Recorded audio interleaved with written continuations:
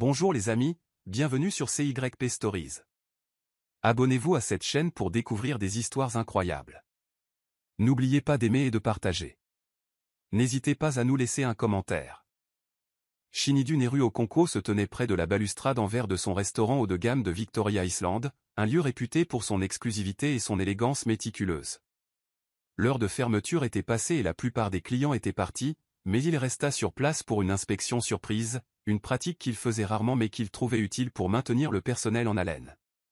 Tandis qu'il sirotait nonchalamment un verre de vin infusé aux obos, son regard se posa sur une silhouette élancée serpillant le sol près du couloir de la cuisine. Sa tête était enveloppée d'un foulard délavé, et son chemisier blanc et son peignoir bleu marine étaient tachés de produits d'entretien. Au début, elle n'était qu'une simple femme de ménage, jusqu'à ce qu'elle relève légèrement le visage pour coincer une boucle lâche derrière son oreille. Ce visage. Son verre se figea à mi-chemin entre ses lèvres. Des années s'étaient écoulées, mais il n'oublierait jamais cette mâchoire acérée et ce regard perçant, des yeux qui lui donnaient autrefois l'impression d'être plus petit qu'un cafard devant une foule de 300 personnes. Son nom résonna dans son esprit comme un coup de tonnerre, Olusi Mba. Il recula, le cœur battant, mêlé de rage et d'incrédulité. Que faisait-elle là, à récurer le sol de son restaurant comme une âme en peine? La dernière fois qu'il l'avait vue, elle était sur une estrade de l'auditorium de l'université, en train de démonter son projet commercial lors d'un débat final. Elle avait non seulement remis en question ses idées, mais aussi sa confiance en lui. Ce jour-là, ses paroles trébuchèrent sous ses contre-arguments, et lorsque la foule éclata de rire, il se promit de ne jamais oublier l'humiliation. Et elle était là, lavant le sol, vêtue d'un tablier délavé, complètement inconsciente de la tempête que sa présence avait provoquée. Nedu ne l'appela pas. Il ne la confronta pas. Il la fixa simplement, silencieusement, tandis que l'amertume remontait à la surface. Il avait bâti un empire depuis cette nuit-là. Plusieurs restaurants, une chaîne de franchise et une réputation d'intouchable. Pourtant, il a suffi de la vue d'un agent d'entretien pour lui rappeler une blessure qu'il croyait guérie depuis longtemps. Il y a 10 ans, l'université de Lagos avait organisé son débat sur l'entrepreneuriat le plus attendu de l'année. La grande salle était bondée d'étudiants, de professeurs, d'anciens élèves et de sponsors, débordant d'enthousiasme. Nedu, alors étudiant en dernière année de commerce, élégamment vêtu, représentait sa faculté avec un sourire narquois et une présentation PowerPoint accrocheuse sur la révolution de l'agriculture locale grâce à la blockchain. Le jury acquiesça, jusqu'à ce qu'une petite fille au dreadlock de l'équipe adverse monte sur le podium. Olusi Mba. Sa réputation l'avait précédée, elle était une étudiante boursière du département d'économie, connue pour son intelligence redoutable et sa tolérance zéro pour la médiocrité. En moins de 5 minutes, elle avait mis en évidence des failles dans ses propositions si précises qu'elles avaient transpercé son ego comme des lames de rasoir. Elle posa des questions techniques auxquelles il ne pouvait répondre, révéla les contradictions de sa stratégie de financement et cita des sources dont il ignorait l'existence. À sa conclusion, le public avait applaudi à tout rompre, et Nedu resta les yeux fixés sur l'écran, tel un enfant qui aurait oublié son texte à une pièce de théâtre. Les conséquences furent encore plus dramatiques. Des mèmes ont été créés. Une vidéo de lui bégayant en réponse aux questions d'Olusi est devenue virale sur les groupes WhatsApp du campus. Monsieur Blockchain, incapable d'expliquer la synchronisation des registres, se moquait les légendes. Les sponsors se sont désintéressés de lui. Sa soutenance de fin d'études est devenue un rituel humiliant. Même certains professeurs ont commencé à le traiter avec un amusement condescendant. Cet événement singulier alluma chez Nedu un feu qui allait le consumer pendant la décennie suivante. Il disparut de la vie sociale, se consacra à des stages et finit par ouvrir son premier restaurant. Le succès, pour lui, devint la revanche ultime. Mais la cicatrice demeurait. Et maintenant, la femme qui avait gravé cette cicatrice dans sa fierté éliminait tout dans son empire, un coup du sort si ironique qu'il faillit le faire rire. Ou hurler. Il ne savait pas encore ce qu'il voulait faire. Mais une chose était sûre, Olusi Mba ne resterait pas longtemps invisible sous son toit. Le lendemain matin, Nedu convoqua tante Franca, la responsable pragmatique du restaurant, dans son bureau. Sans trop en dévoiler, il lui tendit un planning révisé et lui demanda d'affecter Olusi aux tâches les plus épuisantes, nettoyer les toilettes en profondeur, gratter les bacs à graisse, passer la serpillière sur l'allée extérieure sous le soleil de l'après-midi. Si elle est là pour travailler, dit-il froidement, voyons comment elle supportera le poids de l'humilité. Franca, qui avait depuis longtemps appris à ne pas remettre en question les décisions du PDG, hocha la tête brièvement et partit. Nedu la regarda partir, puis se laissa aller dans son fauteuil en cuir, les yeux plissés. Une part de lui s'attendait à ce qu'Olucie se plaigne, voire abandonne. Une autre part, plus sombre et plus curieuse, voulait voir comment elle réagirait sous la pression. Son arrogance s'effondrerait-elle une fois réduite au plus bas échelon de la hiérarchie? Implorerait-elle la clémence? Mais Olucie n'en fit rien. Lorsque Franca lui présenta le nouvel emploi du temps avec un ricanement, Olucie se contenta de plier le papier, d'acquiescer et de continuer à éponger. Son silence n'était pas de la faiblesse, mais un défi teinté de dignité. Chaque jour, elle arrivait tôt et partait tard. Elle nettoyait la crasse derrière les fours et frottait les sols jusqu'à en avoir les doigts écorchés. Et pourtant, elle gardait la tête haute. Les membres du personnel ont commencé à chuchoter. Certains se demandaient ce qu'elle avait bien pu faire pour mettre le PDG en colère. D'autres admiraient son courage. À la frustration croissante de Nedu, elle ne paraissait jamais fatiguée ni amère. Au contraire, elle semblait plus concentrée que jamais, comme si chaque coup de balai était une déclaration « je ne me laisserai pas briser ». Cela le déstabilisait. Il voulait qu'elle se soumette, non qu'elle s'épanouisse. Et pourtant, chaque fois qu'il la voyait, elle lui rappelait non pas un échec, mais une menace qui refusait de disparaître sans bruit. En moins d'une semaine, les couloirs du restaurant bourdonnaient de bavardages feutrés. Les agents d'entretien se passaient les balais et échangeaient des regards. Le personnel de cuisine se penchait au-dessus des éviers, bavardant à voix basse. Nedu suivait toujours du regard cette nouvelle servante, murmura un cuisinier en coupant des oignons. Maintenant, waouh! Elle ne va pas bien avec ses SF. Les rumeurs étaient aussi folles que persistantes. Certains disaient qu'Olucie était son ancienne amante, d'autres prétendaient qu'elle avait quelque chose sur lui. Seuls quelques-uns soupçonnaient la vérité, que quelque chose de plus profond, peut-être plus dangereux que l'amour, subsistait entre eux. Olucie, quant à elle, ignorait le bruit. Elle s'était habituée à ce qu'on parle d'elle. Depuis ses succès scolaires, en passant par sa disgrâce, jusqu'à aujourd'hui, où elle frotte les sols de l'établissement qu'elle rêvait de diriger, les chuchotements n'étaient plus que du bruit de fond. Elle se concentrait sur sa routine, se réveiller à 4 heures du matin, prendre un bus de Yaba à Victoria Island, prier pour que l'état de sa mère ne s'aggrave pas pendant son absence et gagner suffisamment d'argent pour acheter des médicaments avant la fin de la semaine. Son monde n'avait pas de place pour les ragots. Elle remarqua néanmoins les regards obliques de Franca et les sauts supplémentaires qu'elle avait laissé apporter. Elle sentit la tension, les questions muettes sur la raison pour laquelle le regard du PDG s'attardait à son passage. Mais elle garda le silence. Car si Nitu se souvenait d'elle, et elle le soupçonnait, alors il viendrait à elle en personne. En attendant, elle ne reculerait pas. Elle balayerait, frotterait et passerait la serpillière comme sur un champ de bataille, et son arme serait sa fierté. Et peut-être, juste peut-être, se rendrait-il compte que la femme qu'il pensait humilier à nouveau ne jouait plus le même jeu. Il était tard, presque 23 heures. La plupart des employés du restaurant étaient rentrés chez eux et l'équipe de nettoyage terminait. Olucie traversa le couloir faiblement éclairé derrière le salon principal, portant un seau à serpillière jusqu'au débarras, l'esprit préoccupé par la toux de sa mère qui s'aggravait à nouveau. Elle tourna au coin de la rue et heurta un torse ferme. L'eau du seau gicla sur le sol. Elle haleta et recula. Désolée, dit-elle, puis ses yeux se posèrent sur les siens, Nitu. Il ne bougea pas. Elle non plus. C'était la première fois qu'il se tenait aussi près depuis le jour où il l'avait remarqué. Son costume sur mesure contrastait fortement avec ses sandales trempées et son uniforme délavé. Pendant une longue seconde, ils se fixèrent simplement, le silence pesant de non-dit. Puis Nitu prit la parole, d'une voix basse et sèche. « Tu es Olucie Mbea, n'est-ce pas ?» Elle pencha légèrement la tête et s'essuya la main sur son emballage. « Je me demandais quand tu allais dire quelque chose, » répondit-elle. Aucune peur. Aucune excuse. Juste à nouveau ce regard audacieux, celui qui l'avait autrefois embarrassé devant des centaines de personnes. Il plissa les yeux. « Je vois que tu as trouvé ta place. » Ses lèvres se contractèrent en un sourire presque narquois. « Et tu as bâti la tienne sur l'insécurité. » Ses poings se serrèrent à ces mots, mais elle passa devant lui avant qu'il puisse répondre. Ce bref échange le bouleversa plus qu'il ne voulait l'admettre. Ce n'était pas seulement ses mots, c'était sa présence. Elle n'essayait pas de remonter la pente. Elle ne suppliait pas. Elle survivait simplement, et en cela, elle était plus forte qu'il ne l'aurait jamais imaginé. Et soudain, le pouvoir qu'il pensait exercer sur elle commença à ressembler à une illusion fragile. Nitu ne parvenait pas à se débarrasser du poids que la présence d'Olucie faisait peser sur son esprit. Après leur rencontre nocturne dans le couloir, il se sentit agité.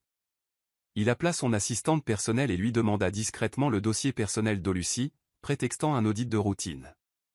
En parcourant le mince dossier dans son bureau privé, un mouvement le traversa. Elle ne travaillait au restaurant que depuis 3 semaines, sans aucune plainte ni sanction disciplinaire. Sa personne à contacter en cas d'urgence était sa mère, et l'adresse indiquée était un appartement exigu à Yaba. Aucun détail académique n'était mentionné, mais le nom d'Olucie Mba ravivait des souvenirs, non seulement de l'humiliation, mais aussi de son talent. Il ouvrit son ordinateur portable et chercha son nom. Des archives de journaux scolaires apparurent. Elle avait autrefois remporté le prix du meilleur article de recherche économique à l'Unilag. De vieux extraits de débats refirent surface, et elle était là, féroce, éloquente, imposante comme si c'était la sienne. Qu'est-il arrivé à cette femme? Plus Neda creusait, plus la culpabilité prenait le pas sur son ressentiment. Il apprit qu'elle avait obtenu une bourse partielle à l'étranger qu'elle n'avait jamais utilisée. C'est à peu près à la même époque que son père est décédé. Il se souvenait avoir entendu parler d'un professeur qui s'était effondré pendant un cours et était décédé sur le coup. C'était son père. Après cela, Olucie avait disparu de la vie publique. Neda se renversa en arrière, surprise par le nœud qui lui serrait la gorge. Il l'avait dépeinte comme arrogante, impitoyable, une femme qui s'en prenait aux hommes par jeu. Mais si elle s'était juste battue pour être vue? Pour être entendue dans un monde qui attendait des femmes comme elle qu'elles se taisent. Son orgueil l'empêchait de l'admettre à voix haute, mais il commença à se demander si leur chemin ne se croisait pas à nouveau pour une raison. Et pourtant, l'ombre de cette vieille gêne s'accrochait encore à son ego comme un linge mouillé. Même s'il voyait sa douleur, il n'était pas prêt à abandonner la sienne. Des années auparavant, Olucie se tenait dans un étroit couloir d'hôpital, serrant une lettre dans une main et la paume fragile de sa mère dans l'autre. La lettre provenait d'une université britannique qui lui offrait une bourse complète pour un master en économie du développement. C'était un rêve auquel elle n'avait jamais osé croire jusqu'à sa réalisation, et pourtant, elle a dû refuser. Sa mère venait d'apprendre qu'elle souffrait d'insuffisance rénale chronique. Son unique frère les avait abandonnés après la mort de leur père, et les factures étouffaient déjà ses maigres revenus de soutien scolaire et de saisie de données. Elle se souvenait avoir pleuré dans la salle de bain ce soir-là, la lettre trempée de larmes, car elle avait l'impression que l'univers lui avait offert des ailes avant de lui briser la colonne vertébrale. C'était la première fois qu'elle réalisait que l'intelligence ne suffisait pas toujours. Parfois, le poids de la réalité était plus lourd que l'ambition. Aujourd'hui, frottant le bord d'une friteuse graisseuse dans la cuisine du restaurant de Nedu, elle se souvenait parfaitement de cette nuit. Elle n'avait jamais regretté ce choix, même si cela impliquait de rester debout 12 heures par jour. La santé de sa mère était sa priorité. Le sacrifice était devenu sa seconde peau. Elle se souvenait avoir décliné toutes les offres d'aide, même lorsqu'une ONG avait proposé de financer le voyage, ce qu'elle avait refusé. De la fierté? Peut-être. Mais surtout de la peur. Peur de laisser sa mère seule. La peur de tout perdre si elle osait poursuivre quelque chose pour elle-même. Elle s'était répétée à maintes reprises, c'est temporaire. Tu te relèveras. Mais le temps avait cette cruelle façon de transformer le temporaire en normal. Cette lettre, longtemps enfouie dans un coffre chez elle, lui semblait encore une blessure qu'elle gardait pansée. Sa vie était devenue un exercice d'équilibre, entre survie et souvenir, entre éclaterne et silence présent. Nedu la convoqua dans son bureau sous prétexte d'examiner les rapports d'inventaire. Olucie entra, s'essuyant les mains sur une serviette défraîchie, toujours en uniforme. La tension était palpable dans la pièce. Il se tenait derrière son bureau, les bras croisés, faisant semblant de scanner des documents. Finalement, sans lever les yeux, il dit « Tu dois apprécier d'être au centre de l'attention, d'abord sur cette scène de débat, maintenant dans mon restaurant. » Olucie haussa légèrement les sourcils. « Je n'ai jamais cherché à attirer l'attention, » répondit-elle froidement. « Tu sembles juste incapable de détourner le regard. » Cette réponse le blessa plus profondément qu'il ne l'aurait cru. Il s'est avancé. « Tu m'as mis dans l'embarras ce jour-là. Tu m'as coûté des sponsors et de la crédibilité. J'ai dû tout reconstruire à partir de zéro. » Lucie croisa les bras. Et tu as réussi, n'est-ce pas? Tu as bâti une marque. Mais dis-moi, était-ce vraiment ma faute, ou ton plan était-il simplement faible? Sa voix était posée, sans être irrespectueuse, mais pleine d'une honnêteté sans filtre. L'espace d'un instant, il hésita entre crier et rire. Ce qui l'avait poussé à la détester, son assurance sans complexe, l'intriguait aussi à présent. Il se pencha en baissant la voix. Tu n'es plus qu'une domestique. Plus de podium. Pas d'applaudissements. Où est passé tout ce génie? Elle pencha la tête, presque prise de pitié pour lui. Le génie ne disparaît pas, Néru. Elle s'adapte. La vie m'a réservé un coup dur. Je l'ai rattrapé et j'ai continué à avancer. Et toi? As-tu encore besoin d'un public pour te sentir homme? Ces paroles le stupéfièrent. Il l'avait appelée pour exercer son pouvoir, pour la réduire au silence. Mais au lieu de cela, elle avait renversé la situation et s'était dressée plus haut que lui. Alors qu'elle se retournait pour partir, il réalisa une autre chose, Lucie ne le craignait pas. Et cela, plus que tout, le fit se sentir à nouveau petit. De retour dans la salle des professeurs, Andy Franca fulminait. Elle s'était toujours vantée de connaître la dynamique du restaurant, de savoir qui satisfaire, qui intimider et quand intervenir. Alors, lorsqu'elle reçut soudain une note lui demandant de réaffecter Lucie au nettoyage extérieur et à l'entretien des toilettes pour une durée indéterminée, elle comprit que quelque chose se tramait. Qui était cette fille, demanda-t-elle à voix haute, sans s'adresser à personne en particulier. Franca avait remarqué les regards venant d'en haut. Elle avait vu les yeux de Néru se plisser à chaque fois qu'Lucie passait. Ce n'était pas seulement de la curiosité, c'était empreint de quelque chose de plus profond. Peut-être de la haine. Peut-être de l'obsession. Quoi qu'il en soit, Franca n'aimait pas ça. Elle croyait en la hiérarchie, et l'idée qu'une servante puisse posséder un tel pouvoir invisible l'irritait. Elle lança donc une campagne silencieuse. On imputa à Lucie la responsabilité des tabliers sales. Les horaires étaient remaniés pour qu'elle soit toujours associée aux employés les plus paresseux. Elle a même répandu la rumeur qu'Lucie était un saboteur envoyé pour les espionner. Mais Lucie n'a pas craqué. Elle endurait chaque quart de travail avec une grâce tranquille. Même si l'eau avait été coupée pendant 2 jours et que les toilettes empestaient insupportablement, elle continuait à passer la serpillière et à nettoyer. Lorsqu'un superviseur l'interpellait devant les clients, elle baissait la tête et continuait à s'essuyer. Son silence n'était pas une marque de faiblesse, mais une force délibérée. D'autres l'ont remarqué. Ngozi, une autre femme de ménage qui avait initialement gardé ses distances, a commencé à l'aider davantage. « Tu essaies » murmura-t-elle un jour. « Si ce n'est pas moi, je giflerai quelqu'un. » L'admiration silencieuse commença à grandir. Même les chefs, qui l'ignoraient autrefois, lui offraient désormais les restes de pâtisserie après la fermeture. Et quelque part en arrière-plan, Tari, l'ami de confiance de Néru, observait de loin.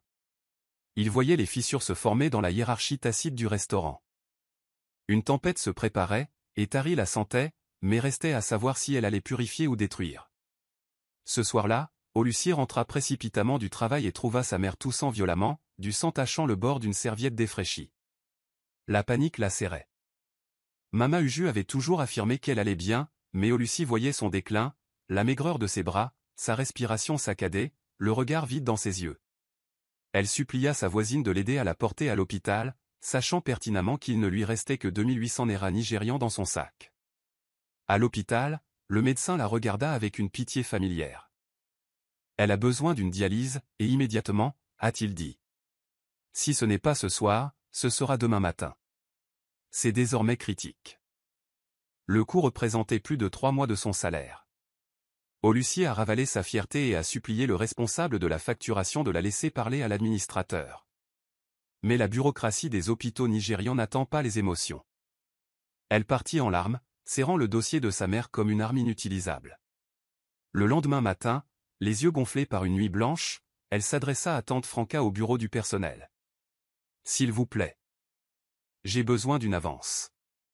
Juste 1 mois. Je ferai des heures supplémentaires, en double service.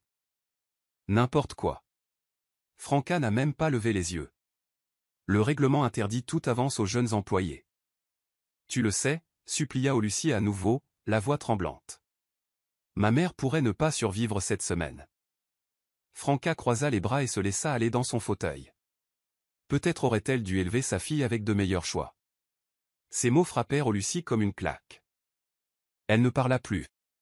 Elle sortit du bureau, alla dans la salle de lavage et pleura en silence, juste un instant.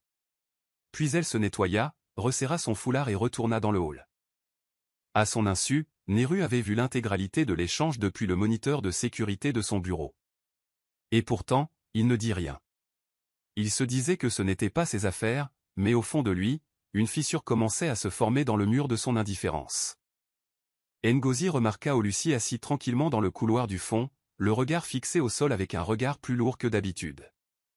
Les autres employés étaient rentrés chez eux, mais Ngozi s'attardait, sa serpillière toujours à la main. Pendant des jours, elle avait vu Lucie encaisser l'humiliation avec grâce, des insultes de tante Franca aux longues et pénibles journées de travail. Mais aujourd'hui, c'était différent. Lucie semblait brisée. Alors, elle s'assit à côté d'elle sans un mot, puis fouilla lentement dans sa poche de ceinture et en sortit une enveloppe marron froissée. « C'est 35 000 $, dit-elle. Maintenant, j'ai économisé tout pour le mariage de ma sœur le mois prochain, mais prends-le.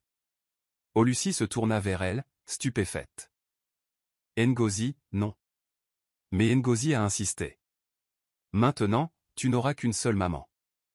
Et il ne la laisse pas mourir, car nous ne parlons pas. Cette offre, si crue et généreuse, fit pleurer Lucie. Pour une femme qui arrivait à peine à joindre les deux bouts, ce n'était pas de l'argent, c'était un sacrifice. Lucie saisit l'enveloppe, puis la lui rendit. Je ne peux pas l'accepter, dit-elle. Tu as fait plus que ce qu'il fallait, rien qu'en offrant. Ngozi secoua la tête, un demi-sourire aux lèvres.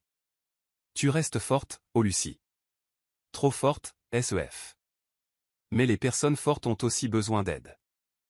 Cette nuit-là, Lucie n'arrivait pas à dormir. Sa mère était à la maison avec de l'oxygène emprunté. L'hôpital lui avait accordé quelques jours de répit, mais cela ne durerait pas.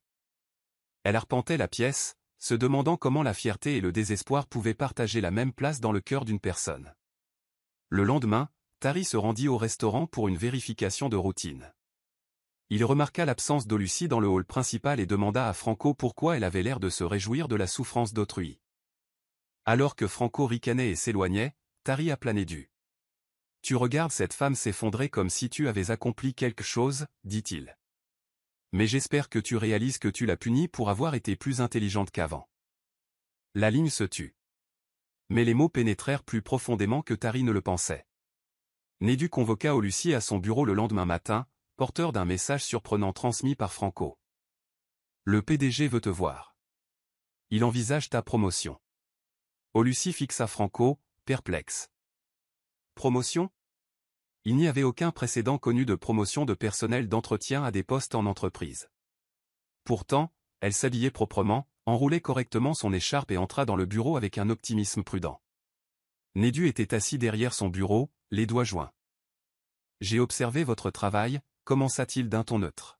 « Et je crois que les gens devraient être testés au-delà de leurs fonctions actuelles. » Il fit glisser un dossier sur la table. « Voici un exercice fictif. Proposez-moi une solution pour réduire les coûts d'entretien de votre restaurant. Vous avez 1 heure. » Lucie fronça légèrement les sourcils, mais acquiesça. C'était clairement un piège, un jeu destiné à la déstabiliser. Mais elle prit quand même le dossier, s'assit dans la salle de conférence adjacente et commença sa lecture. Nédu l'observait derrière la vitre teintée. Il s'attendait à de l'hésitation, voire de la panique. Mais au lieu de cela, Lucie se mit à griffonner avec assurance, feuilletant les rapports de maintenance d'un œil perçant. 45 minutes plus tard, elle est entrée et a présenté ses conclusions. Sa voix était claire et concise. Elle a souligné les chevauchements dans les contrats de nettoyage externalisé et l'utilisation de produits chimiques, et a suggéré un modèle de nettoyage rotatif qui permettrait d'économiser plus de 1,2 million de naira nigérians par an. Nédu resta silencieux au début. Puis il se pencha en arrière et tapota lentement la table. « Tu es venu préparer » murmura-t-il. « Je suis arrivé avec un cerveau, le même que celui avec lequel j'ai réduit ta demande en charpie il y a des années, dit-elle sans sourciller. Nédu rit sous cape, agacé mais impressionné. La vérité était indéniable, elle était toujours aussi brillante. Plus intelligent que la plupart de son équipe de direction. Il avait tenté de la rabaisser avec un faux entretien, et elle l'avait transformé en présentation en salle de réunion. Sa fierté se heurtait à l'admiration. Pour la première fois, il hésitait entre la réprimer et apprendre d'elle. La semaine suivante, quelque chose changea dans le comportement de Nédu. Il n'aboyait plus d'ordre au décès d'Olushi. Au lieu de cela, il l'observait avec un étrange mélange de suspicion et de curiosité. Lors des réunions, il mentionnait plus souvent le service de nettoyage. Quand Tari lui demandait ce qui se passait, Nédu répondait simplement qu'elle était bien plus qu'elle n'y paraissait. Il ne donna pas d'explication supplémentaire. Mais au fond, il réévaluait tout ce qu'il pensait savoir sur Olushi. L'idée qu'une femme qu'il avait autrefois jugée trop bruyante et trop fière puisse passer du nettoyage des sols à la résolution de problèmes opérationnels était troublante, mais étrangement exaltante. Pourtant, son ego l'empêchait d'agir. Il ne parvenait pas à la valider publiquement. Pas encore. Surtout quand le personnel remarqua déjà son attention silencieuse. Les ragots redoublèrent. Ogad regarda la fille comme une calculatrice, plaisanta un chef. L'algorithme était évidemment le bon pour la poche. Olushi, quant à elle, continuait son travail avec une excellence discrète. Mais elle remarqua un changement. Moins d'insultes de la part de Franca. Les regards plus longs et indéchiffrables de Nédu. Même Tari lui souriait plus souvent. Ce n'était pas encore un compliment, mais un changement. Elle sentait les murs trembler. Un après-midi, alors qu'elle nettoyait la vitre de la réception, elle aperçut son reflet dans la douleur et marqua une pause. « Tu es toujours debout » murmura-t-elle. Son cheminement n'était plus une question de reconnaissance. Il s'agissait de retrouver son intégrité. Pourtant, au fond d'elle-même, une partie d'elle-même aspirait à une chose, non pas à la pitié, ni à l'attention, mais au respect. Le vrai mérite le respect. Et peut-être, ce respect commençait-il à naître au plus profond de lui-même, au plus profond de l'homme qui avait été autrefois son plus grand critique. Dès la 3e semaine, les rumeurs au sein du restaurant proliféraient comme des mauvaises herbes en saison des pluies. Les murmures ne concernaient plus seulement Olushi. C'étaient des accusations, des railleries et des rires malicieux partagés à huis clos. J'ai entendu dire que Seishide utilisait du jazz. Comment le PDG Godei a-t-il remarqué une telle propreté? Murmura une serveuse. Peut-être qu'elle a sonné pour moi, ajouta une autre d'un ton malicieux. Le ressentiment de Franca trouva un nouvel aliment dans les ragots. Elle commença à répandre des mensonges subtils, affirmant qu'Olushi flirtait avec les clients et qu'elle dénonçait ses collègues à la direction. Et comme cela ne fonctionnait pas, elle se lança dans le sabotage. Une fois, elle a renversé de l'eau de javel sur l'uniforme d'Olushi quelques instants avant l'ouverture. Une autre fois, elle a modifié sa pause déjeuner et lui a crié dessus pour son absence. Olushi est restée silencieuse pendant tout ce temps. Elle avait dépassé le stade où elle se défendait contre des gens dont l'amertume provenait de leurs propres limites. Ses yeux étaient rivés sur sa mère. Sur la survie. Sur un avenir encore flou, mais possible. Un jour, une assistante de cuisine principale, alliée de Franca, égara intentionnellement la serpillière d'Olushi, ce qui lui valut les cris d'un jeune manager. Mais avant que les cris ne s'intensifient, Tari sortit dans le couloir. Il en avait assez entendu. « Je l'ai observé, dit-il calmement. Et je vous ai aussi observé. Elle travaille 2 fois plus dur pour 2 fois moins de bruit. Alors, la prochaine fois que vous la sabotez, rappelez-vous, je rends compte directement au conseil d'administration. » Le silence retomba dans le couloir.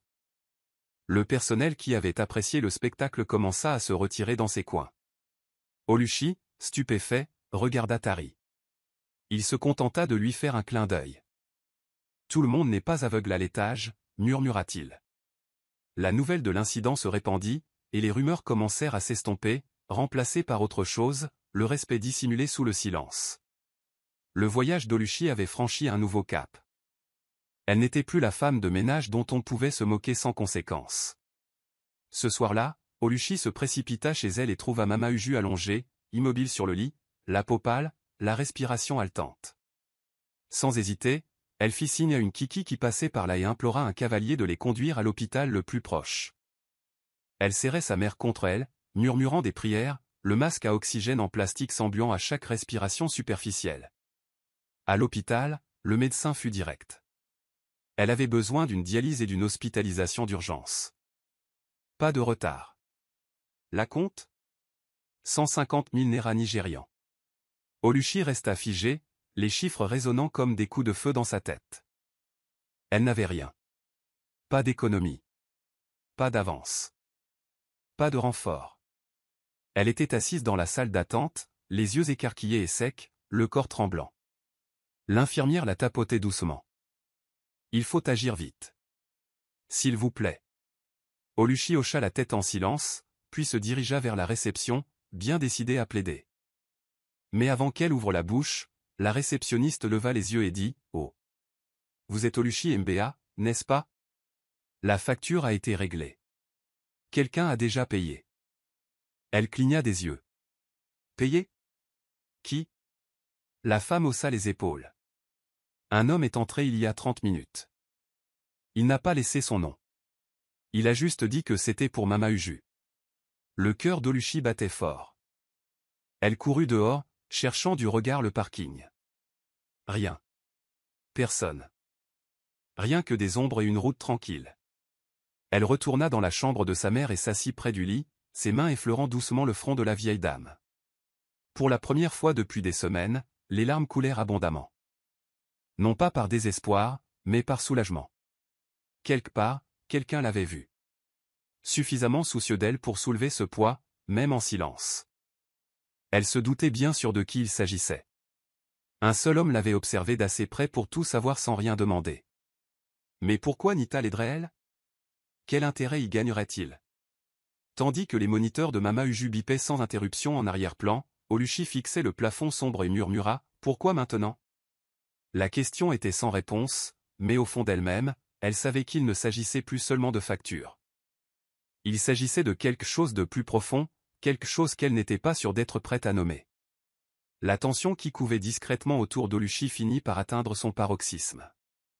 Les rumeurs étaient devenues virulentes, et bien que l'intervention de Tari ait temporairement calmé le personnel, les regards d'envie, de suspicion et d'hostilité voilée ne cessèrent jamais vraiment. Le coup de grâce lui fut porté un jeudi après-midi, lorsqu'elle revint de sa pause déjeuner et trouva son casier ouvert, son téléphone usé cassé, et un mot manuscrit collé à l'intérieur, « Retourne chez toi ». Elle resta là une longue minute, le cœur brisé, non pas à cause de la cruauté du message, mais parce qu'elle réalisa que cet endroit, malgré toute la dignité qu'elle avait tenté de lui donner dans son esprit, ne l'avait jamais respecté. Ni pour son travail acharné, ni pour son intelligence, ni même pour son endurance. Ce soir-là, elle fit discrètement ses bagages. Pas de confrontation dramatique, pas d'adieu émouvant. Juste Oluchi, serrant son foulard, déposant son badge sur le bureau de Franca et repartant la tête haute et la dignité intacte. Neda a appris sa démission par Franca, qui a tenté d'en faire un signe de culpabilité. Peut-être cherchait-elle vraiment à vous séduire, monsieur. Je le savais, a dit Franca d'un ton suffisant. Mais au lieu de répondre, Neda fixa longuement le manifeste du personnel, puis ferma son ordinateur portable sans un mot. Ce soir-là, il resta assis dans son appartement en attique, silencieux, à contempler l'horizon. Il aurait dû se sentir victorieux. Elle avait disparu, le passé effacé. Mais il ne ressentait qu'un vide inconnu. Oluchi était devenue bien plus qu'un simple rappel d'humiliation. Elle était devenue la preuve de quelque chose qu'il commençait à apprécier, la résilience, l'intelligence, la vérité. Il avait voulu qu'elle s'agenouille, qu'elle se brise. Au lieu de cela, elle avait quitté son empire comme si c'était un chapitre qu'elle avait déjà conquis. Et il détestait le respect qu'il portait à cela. 2 semaines passèrent, et la vie reprit son cours au restaurant. Les conversations du personnel revinrent à des sujets neutres, et Franca rétablit sa domination. Mais pour Nedu, il manquait quelque chose. Les réunions semblaient fades, les rapports quotidiens peu inspirants. Un après-midi, alors qu'il examinait des propositions de partenariat pour la rénovation des installations de sa chaîne de restaurants, une enveloppe attira son attention, modestement marquée, sans design tape à accent grave l'œil. Le nom de l'entreprise était Clinique Solutions. Il l'ouvrit et parcourut les pages. Le discours était innovant, épuré et audacieux quant aux économies qu'il proposait. En consultant la page de l'équipe de direction, son regard s'est arrêté sur le nom du cofondateur, Oluchi Mbea. Un instant, il a cru à une coïncidence. Mais la photo de profil l'a confirmé. Elle était là, debout, grande, dans un simple tailleur bleu marine, les bras croisés avec assurance, à côté d'une déclaration de mission. Il se rassit, le souffle coupé. Elle n'avait pas disparu, elle s'était transformée. Le lendemain matin, la curiosité et un autre élément qu'il ne parvenait pas à nommer le poussèrent à convoquer un rendez-vous avec le représentant de la start-up. Lorsque la porte de la salle de réunion s'ouvrit et Colucci entra, les cheveux soigneusement coiffés, le chemisier en wax impeccable, l'assurance à chaque pas, Nedu se leva involontairement. Elle esquissa un léger sourire. « Bonjour, monsieur Okonkwo », dit-elle d'un ton professionnel mais décontracté. « Nous sommes ici pour vous présenter une proposition. Voulez-vous » Il hocha la tête, essayant de masquer la tempête qui l'envahissait. Elle s'exprimait avec éloquence, soulignant comment son équipe pouvait réduire les coûts de nettoyage tout en améliorant son efficacité.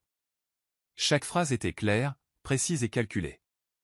Il écoutait avec humilité. Ce n'était plus une bonne avec du potentiel, c'était une femme d'affaires qui avait réussi. Après la réunion, alors qu'elle rassemblait son matériel, il dit doucement « Je ne m'attendais pas à ça ». Elle le regarda droit dans les yeux. C'est le problème avec la sous-estimation des gens, ils ont tendance à surprendre. Plus tard dans la semaine, Nedu a assisté à un sommet d'affaires à Lagos où Clinique Solutions devait intervenir lors d'une table ronde sur l'entretien innovant des espaces de travail. Il n'a prévenu personne de son départ. Il s'est simplement assis au fond, les bras croisés, regardant Oluchi monter sur scène devant les hauts dirigeants et les représentants du gouvernement. Vêtue d'une robe vert foncé, ses cheveux naturels relevés en un élégant chignon, elle imposait une présence imposante. Elle s'exprimait avec clarté, intégrant subtilement son parcours personnel à son analyse de rentabilité. On pense souvent que le nettoyage est indigne de nos yeux, a-t-elle expliqué. Mais l'entretien ne se résume pas à des serpillières et des seaux. C'est le fondement de la confiance dans un espace.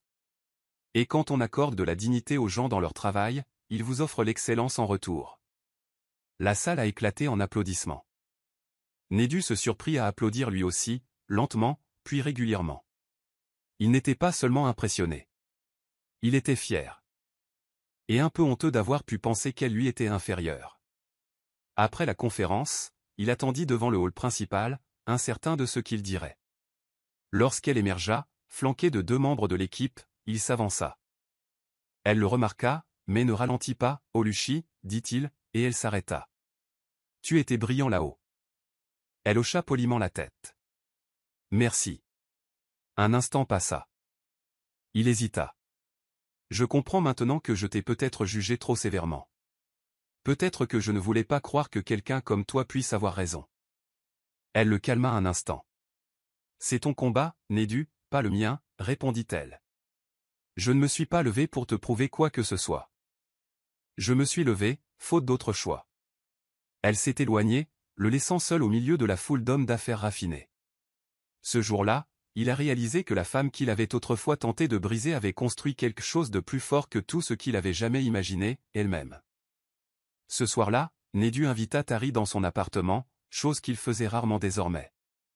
Ils s'assirent sur le balcon surplombant le pont Lekki, une bouteille de vin à la main. Nedu était inhabituellement silencieux. Tari, sentant la lourdeur, n'insista pas avant que le silence ne se prolonge. Elle revint plus forte, dit finalement Nedu. Et je suis toujours là, dans le même bâtiment, à courir la même boucle. Tari gloussa. Tu t'en sors bien.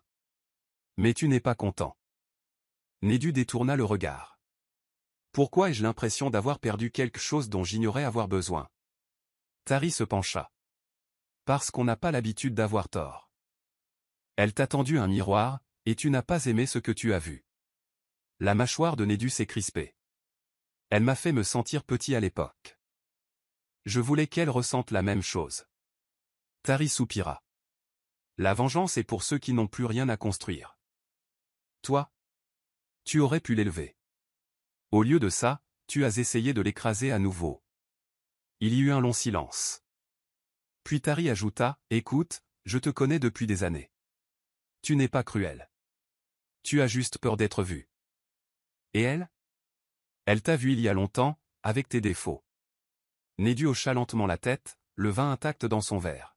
« Je crois que je lui dois plus que des excuses, » dit-il. « Je crois que je lui dois du respect. » Tari sourit. « Alors commence par là. Pas comme un patron. Pas comme quelqu'un qui veut arranger les choses.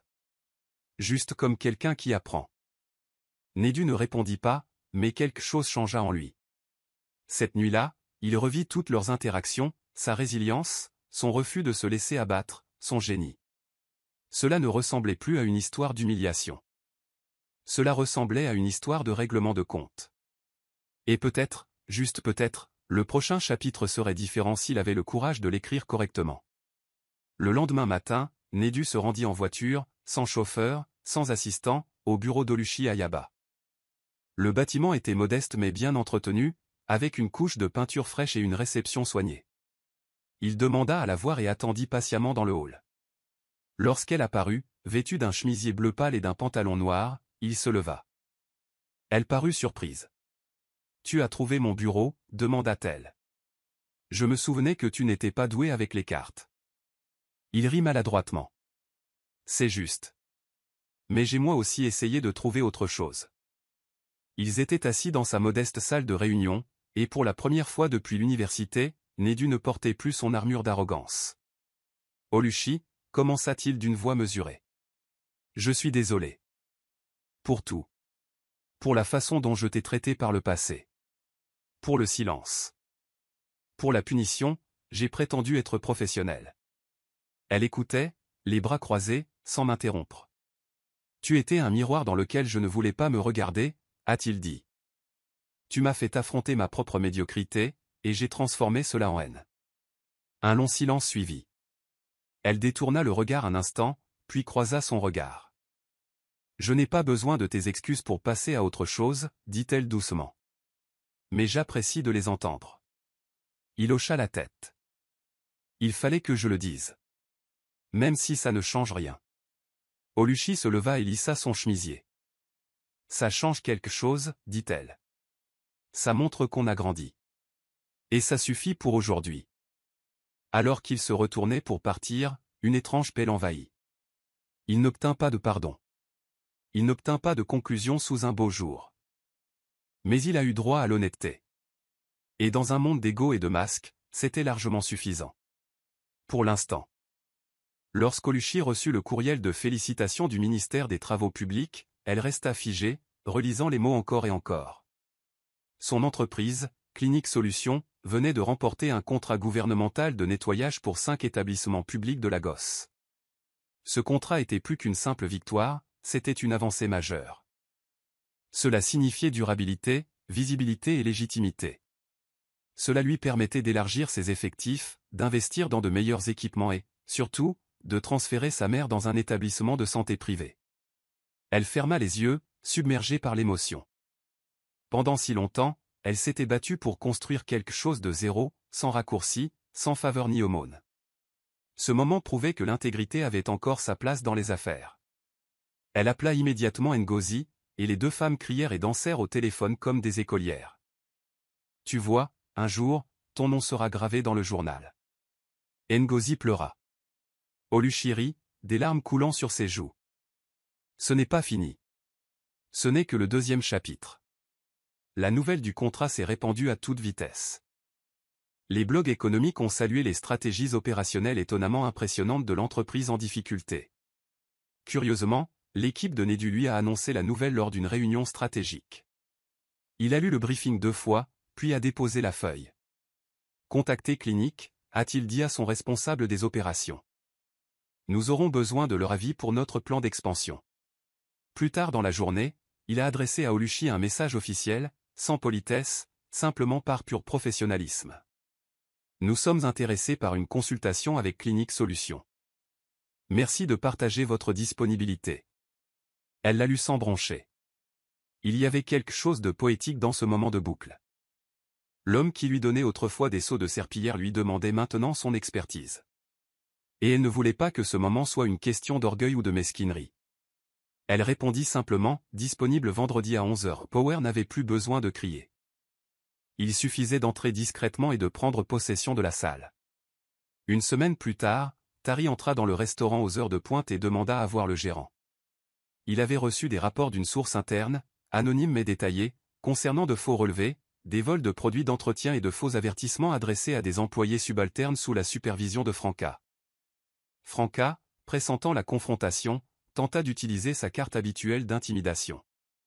Monsieur, je dirige cette succursale depuis 8 ans, commença-t-elle. Mais Tari la coupa. Et durant ces 8 années, combien de travailleurs prometteurs avez-vous frustrés et contraints à démissionner? Il a déposé un dossier imprimé sur son bureau. Voici des témoignages. Capture d'écran. Enregistrements vocaux. Son visage s'était vidé de ses couleurs. Il se pencha. Vous savez ce qui est pire que la cruauté? Être assez stupide pour laisser des reçus. À la fin de l'après-midi, Franca avait été escortée hors des locaux par la sécurité. Le personnel observait la scène en silence, certains choqués, d'autres soulagés. Mais personne autant que Gauzy, qui murmura une prière de remerciement. La justice, bien que tardive, était arrivée. Plus tard dans la soirée, Neda convoqua une réunion d'équipe et s'adressa lui-même au personnel, ce qu'il n'avait pas fait depuis des mois. Il a reconnu l'échec du leadership et promis des réformes structurelles. Mais surtout, il a fait une déclaration que peu attendaient. Parfois, nous oublions la valeur de ceux qui nettoient nos espaces et prenons le silence pour de la faiblesse. Que ce soit la dernière fois qu'un employé de cette entreprise est méprisé pour son travail. La salle était silencieuse. Pour la première fois, les mots de Neda n'étaient pas seulement des paroles de relations publiques, ils semblaient sincères. De retour dans la salle de nettoyage, Gauzy alluma une bougie devant le vieux casier d'Olucie et sourit. Ton ombre est toujours là, Olucie. Et maintenant, tout le monde respecte AM. La conférence de presse s'est tenue au Nest, le nouveau restaurant haut de gamme de Nedu Aleki. L'événement était somptueux, en présence de représentants du gouvernement, d'intervenants et de médias. Nedu était sur scène aux côtés de Tari, présentant l'expansion de l'entreprise dans le secteur public-privé grâce à des partenariats stratégiques de maintenance.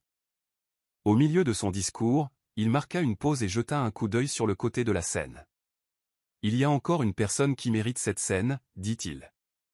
Quelqu'un qui nous a appris ce que sont le courage, l'intelligence et l'humilité. Il a tendu la main. Veuillez accueillir Madame Olucie Mba, PDG de Clinique Solutions. Lorsqu'elle s'est dirigée vers le podium, la salle a applaudi. Vêtue d'un tailleur noir, elle paraissait élégante, posée et parfaitement maîtresse de son moment. Elle lui serra fermement la main, puis se tourna pour s'adresser à la salle. Il y a 10 ans, j'étais dans un amphithéâtre et j'ai dit la vérité au pouvoir. Aujourd'hui, je suis la preuve que la résilience réécrit toute histoire. Nedu la regardait parler, l'admiration gravée sur son visage. Elle était autoritaire mais gracieuse, remerciant tout le monde, de sa jeune adolescente à sa mère alitée, en passant par les nombreux agents d'entretien méconnus de la gosse. Ses paroles étaient personnelles, mais jamais complaisantes. Elle n'était pas là pour se venger, mais pour se racheter. Et elle avait mérité chaque syllabe. Après l'événement, plusieurs journalistes l'ont entourée, lui demandant comment elle avait connu Nedu. Nos chemins se sont déjà croisés, a-t-elle répondu d'un ton énigmatique en souriant. Disons que nous avons tous les deux grandi. Ce soir-là, alors que les lumières s'éteignaient et que la foule se dispersait, Nedu et Olucie se tenaient côte à côte sur la scène vide. Tu as été brillante, dit-il doucement. Elle regarda devant elle. Merci. Mais il ne s'agissait pas de te surpasser. Il s'agissait de me retrouver. Il hocha la tête. Et tu l'as fait. Pas de compétition. Plus de blessures persistantes. Juste du respect mutuel, enfin. Une semaine plus tard, Olucie recevait un SMS de Nedu. Il y a un nouveau café à Leki. Il vient d'ouvrir. J'ai pensé que vous aimeriez leur pain à la noix de coco. 17 h demain?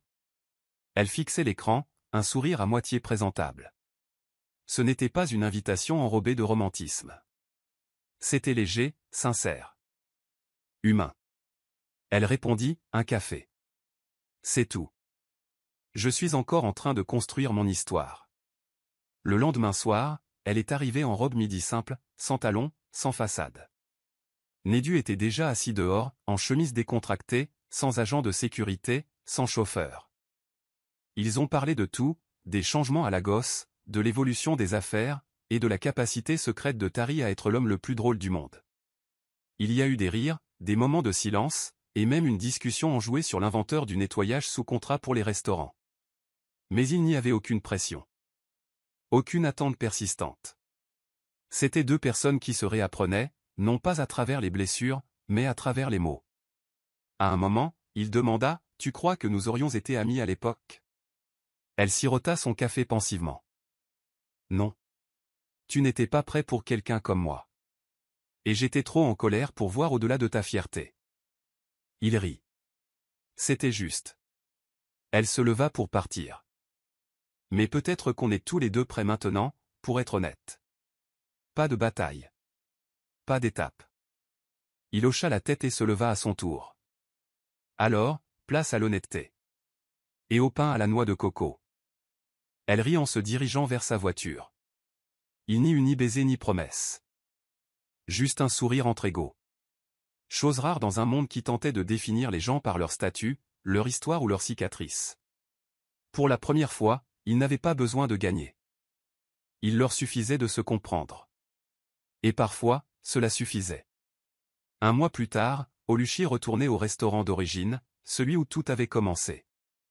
Elle n'était pas là pour affaire ou pour une réunion. Juste pour le petit déjeuner. Elle entra et les têtes se tournèrent, non pas par pitié cette fois, mais par reconnaissance. Ngozi, désormais promu superviseur, se précipita hors de la salle pour la serrer dans ses bras. « Ah, madame, voyez comme vous êtes fraîche. » Oluchi rit. « J'ai raté ta tourte à la viande.